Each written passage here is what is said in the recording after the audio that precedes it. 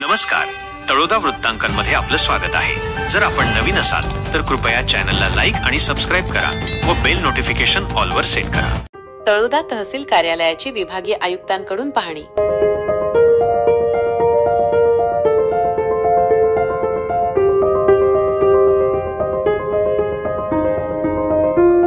शंभर दिवसांच्या कृती कार्यक्रमाचा आढावा।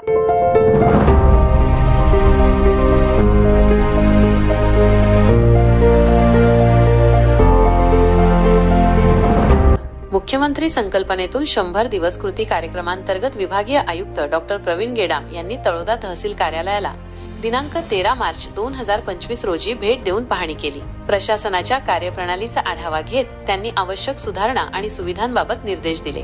यावेळी जिल्हाधिकारी डॉक्टर मित्ताली सेठी, जिल्हा नियोजन अधिकारी शशांक काळे, सहाय्यक जिल्हाधिकारी तळोदा अनय नावंदर आणि तहसीलदार तळोदा दीपक धिवरे उपस्थित होते। विभागीय आयुक्तांनी तहसील कार्यालयातील विविध विभागांची पाहणी केली आणि कामकाजाचा आढावा घेतला।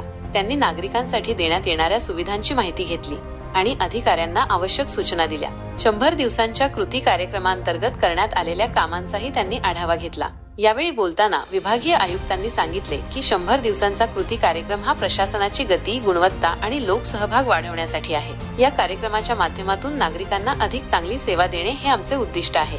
जिल्हाधिकारी डॉक्टर मित्ताली सेठी यांनी सांगितले की विभागीय आयुक्तांनी दिलेल्या सूचनांनुसार तहसील कार्यालयातील कामकाजात आवश्यक सुधारणा करण्यात येतील। या पाहणीमुळे तहसील कार्यालयातील कामकाजात सुधारणा होण्यास मदत होईल असा विश्वास नागरिकांनी व्यक्त केला आहे।